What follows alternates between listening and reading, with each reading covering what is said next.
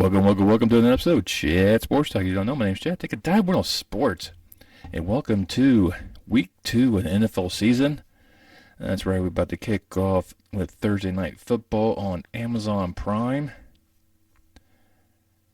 That's where I think everything's going, streaming services. So if you have Amazon Prime, you'll be able to watch the game. If not, I don't know where it's going to be at. But just let me go ahead. Last week I was pretty dismal, 7-8-1. I mean, and who knew rain-soaked field would benefit the Bears. Revenge games going to go the way they went, but hey, that's how it goes. But before I dive into all the other action that's coming up this week, go ahead and give me the thumbs up, especially like the content provider. Really pleases you two gods. Help approach the channel out. Yes, subscribe. Love you guys review my work. I love you all for doing that. Now, many of you subscribe. This costs you a dime. Helps me provide more entertainment value for you. So let's just go ahead and start off with there's an action with the Chargers are visiting the Chiefs. The Chargers will be without Keenan Allen, who has a hamstring injury that he suffered last week against the Raiders. Also, the Chiefs kicker Harrison Buckner will not be playing as well. They did sign the former New York Jets kicker Mike Amendola, to be on the roster in times for that one. And also had McDuffie also kind of get a little bit injured on there. Talking about they're trying to blame the field over there in resided field in Arizona for the injuries. But safety Justin Reed then took over, made 2 PATs, and had a kickoff that went through the upright spot, mind you. If that was indoor football, that would have been 2 points. I really think that's what the NFL needs to do. Institute that one. Maybe kickers will try even harder, make games a little more interesting. But that's a different story. Anyways, back to the game at hand. So it's Patrick Mahomes taking on Justin Herbert. The retooled Chargers defense and now has Khalil Mack to team up with Bosa, and Mack was making his presence known against his former team, the Raiders. The Chiefs' offensive line looked a little bit better this time around. They were able to pass around the ball quite a bit, concentrate more on Kelsey. So they looked like they didn't miss Tyreek Hill, and they were like Tyreek who. And for this one being a key rivalry game, and I think the Chargers are not the Cardinals. If they can do what they did with the Raiders and kind of hold them off, I think the Chargers can go to Kansas City and knock off the Chiefs, even without Keenan Allen. I think there's enough talent on the offense to kind of overlook that, even though he's a deep threat ball. But I think Justin Herbert has enough tools for him to be able to pass the rock around. And I think the Chargers defense is definitely 10 times better than the Cardinals. So it shouldn't really be an issue for that aspect in terms of the game. And trying to pull up the odds here just a minute. The Chiefs are still favored by 4. But we'll see how that one kind of goes. I think the Chargers are going to win by 3. That's just my opinion. And we'll kind of see how that one plays out. All right, next we'll go ahead to Green Bay. Wow. The Packers going back home after their letdown in Minnesota, which I called. Taking on the Bears, who had their surprise win against the 49ers in the monsoon. But the Bears defense probably won't be as good as the Vikings defense, so Brett might have a little bit more time in the backfield to kind of get there, but he is kind of missing some offensive lines, and the receivers are not quite on the same page, so maybe they worked on that this week. But just like last year, Green Bay got embarrassed on their opening day. They did it again today. So I'm not going to raise the alarm right yet in Green Bay. It's because it's Aaron Rodgers, and he has a Jones in the backfield as well. So that's a dynamic 1-2 punch. You just got to wait for the receivers to kind of step up to the plate and remember they're there to do one job, and that's to catch passes from Aaron Rodgers. But I do think Green Bay will beat Chicago, even though I am a Bears fan. He has a controlling stake in the franchise. But yeah, I'm going to go with Green Bay in this one. Right now they're favored by 10. I don't think it'll be by 10. I think at least be by 7. But I still think Green Bay is going to win.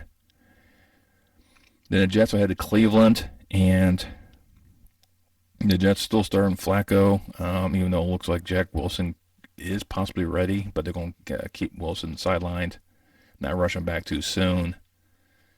That way he can try to stay healthy for longer. They'll take on a Cleveland team that just came back and beat Carolina last week. The revenge game against Baker Mayfield. There was more of a revenge game for Baker Mayfield against the Browns, and the Browns ruined that. And with this one, I'm going to go Cleveland to go 2-0 for the season. Right now they're favored by 6.5. Yeah, the Jets are just they're not good. The Browns got enough talent around them to carry them. Jacoby Brissett is a competent quarterback.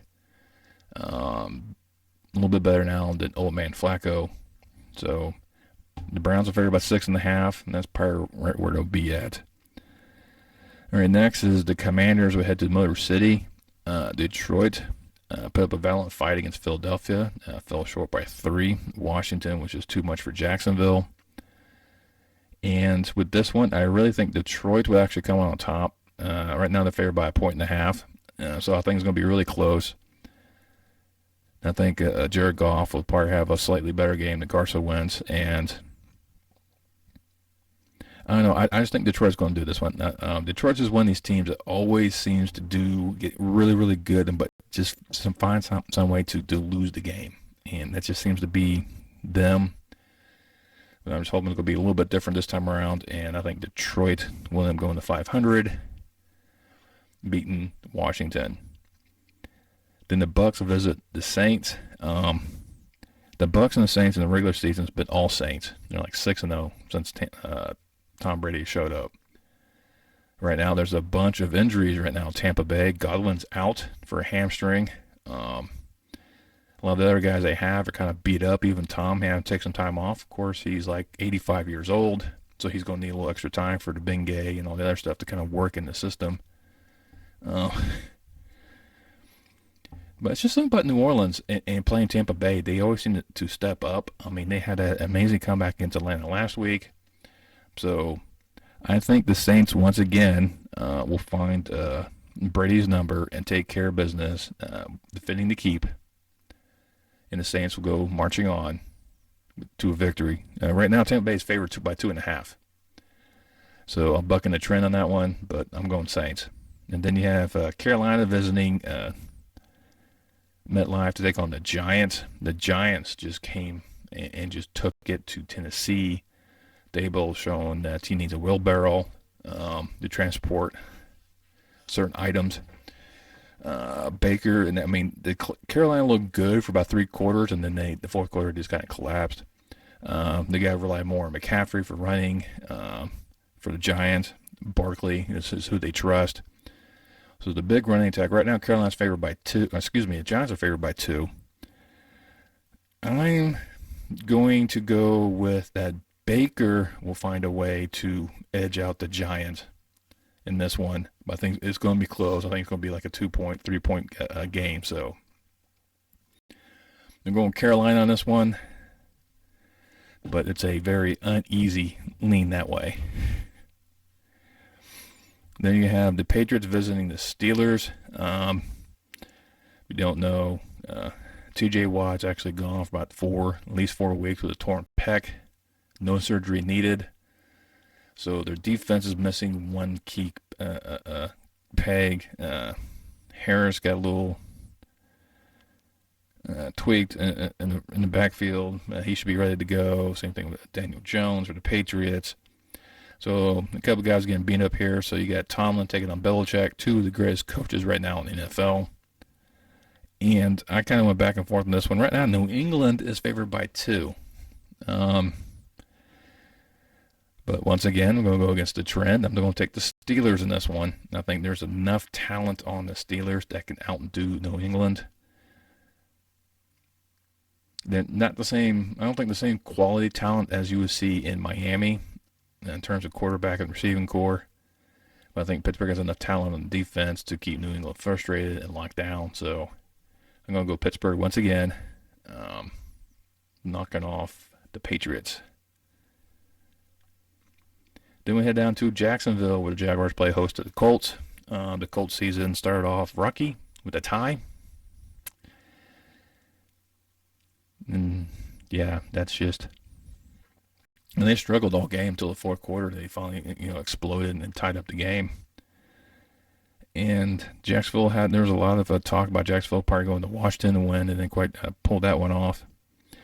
But something about Jacksonville playing Indianapolis always seems to bring out the best of the Jaguars, because last year they knocked that Colts out of the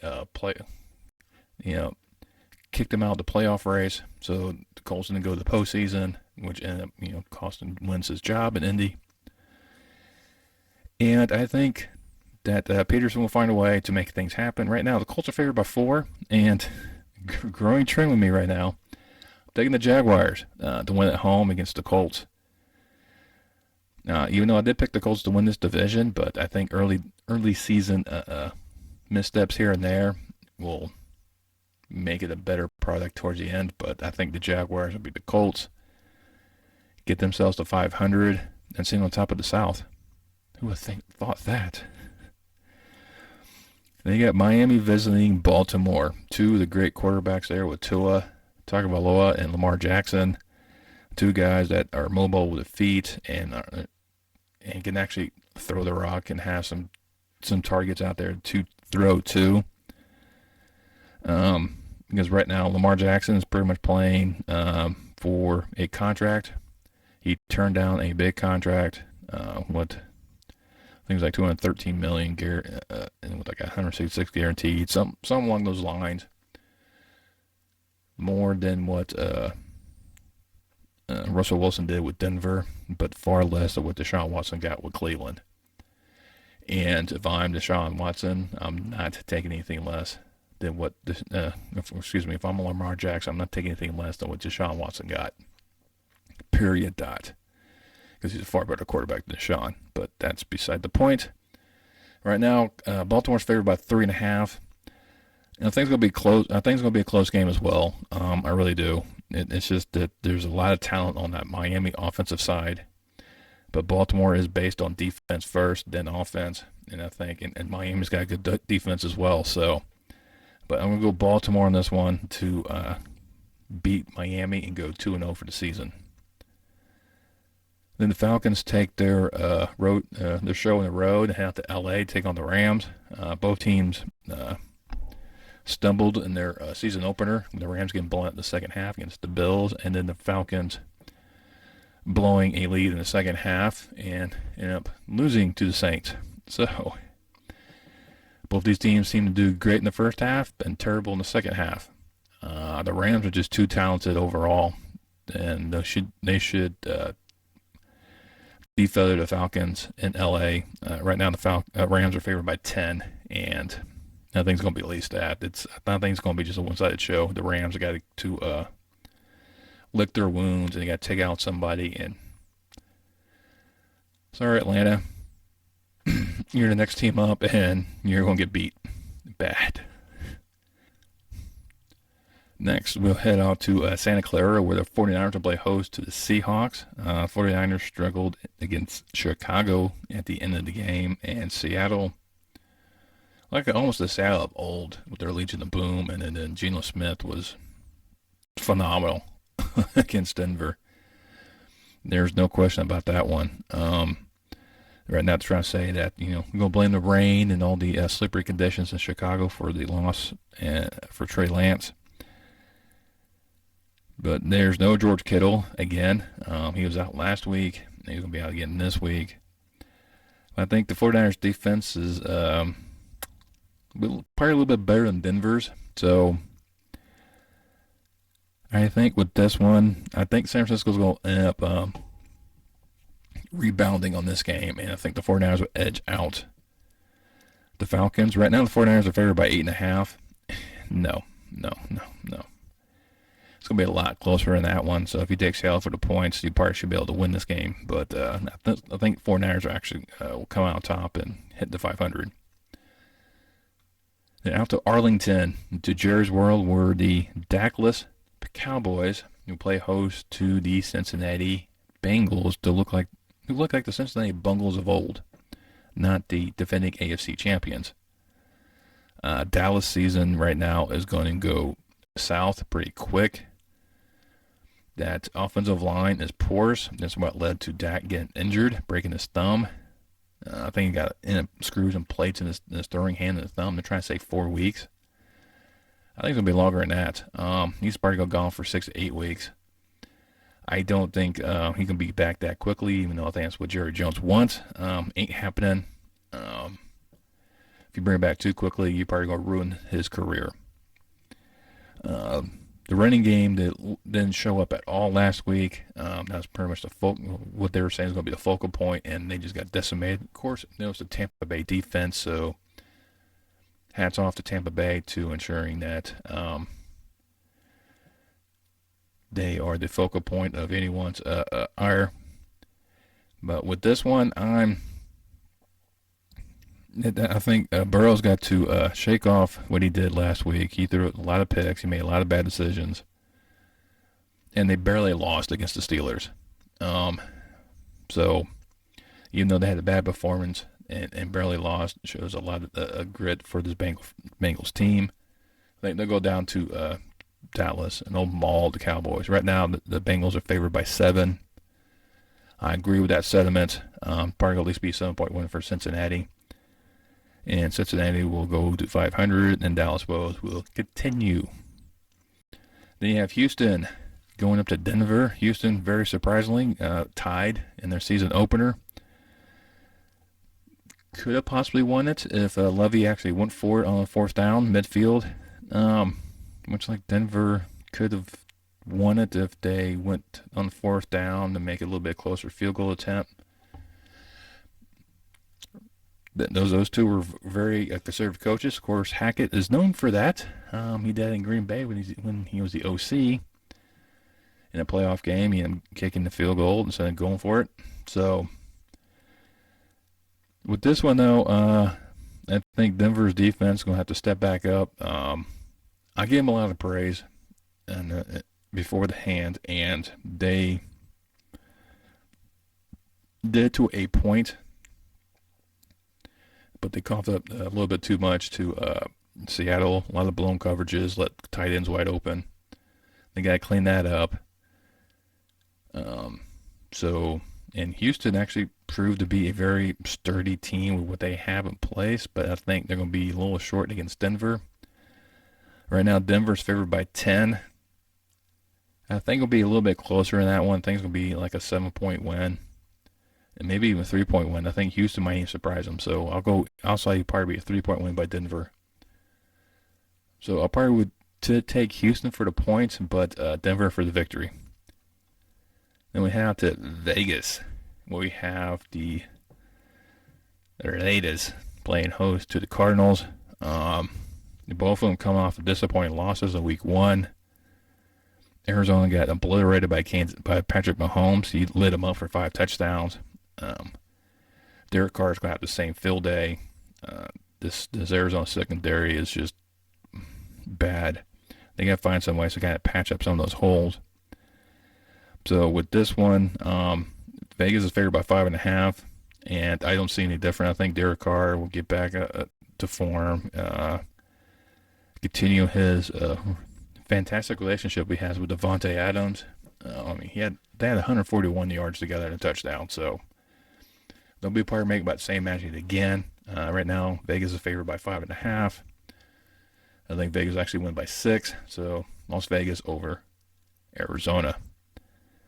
And then Monday actually has 2 Monday Night Football games. So it has no Sunday night game, but it has 2 Monday night games, so some weird scheduling going on.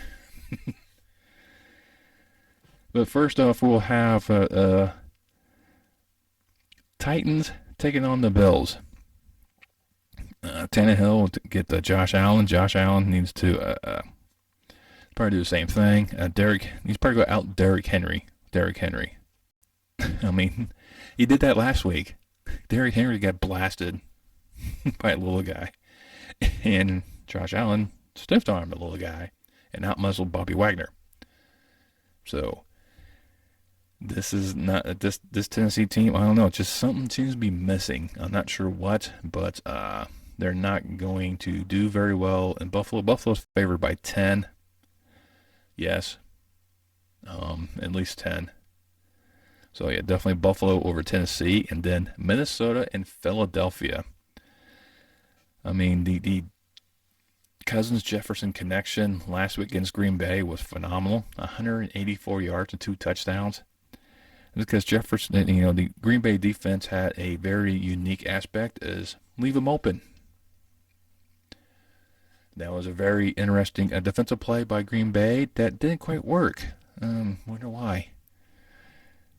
And Philadelphia showed some true grit as they came back and ended up beating Detroit. But I think it's going to be Philadelphia's going to probably have some troubles with the Minnesota defense because Minnesota defense looks pretty good. There's a lot of talented on Minnesota's offense as well as Philly's offense. So we're trying to see which one would not make a mistake. And with Kirk Cousins, you don't know which version you're going to get. There's games that he balls out like he did last week, and there's games where he just kind of goes, I don't want to be here. It's probably not what he's thinking, but for some reason that's what his play looks like. And I'm leading toward the fact that Minnesota possibly could lay an egg here. Just stumble, and then Philadelphia just jumps out and just able to hold on and just use the tenacity of the whole team concept and win. Right now, Philly's favored by 2.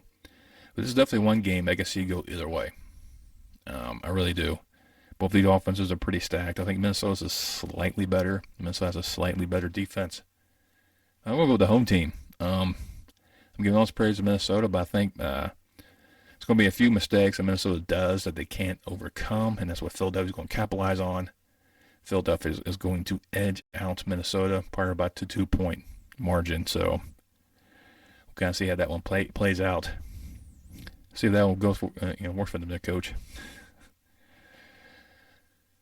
But there you go. There are my picks for week 2. I went against a lot of the spreads, so I went against the who's favored to win. Sometimes you got to look for those games that are just out of the ordinary. And, this is going to be interesting, kind of see how things kind of play out. This is week 2. Week 1, they normally consider like a extra preseason game. This is where they finally everyone plays finally together on a game that actually matters. Because most of the time, these starters will, your star players will sit out most of the preseason, if not all of it, to let everyone else give a chance, opportunity to make the team. So they haven't quite built that cohesiveness yet.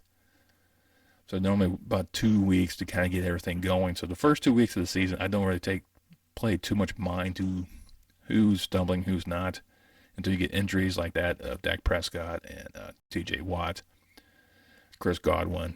Those injuries are significant enough to affect a team's performance during that time frame. But we'll see how things play out, and hey, just let me know down below what you think of these picks. Which game you're looking forward to this weekend? Like I said, a lot of fun games out there to kind of watch. While you're there, make sure you hit that thumbs up for me once again. You also share this video with your friends or family who helps promote the channel out. Once you subscribe, make sure you hit that bell notification. That'll let you know next time I post any more content on this channel. And I will see you next time on Chat Sports Talk.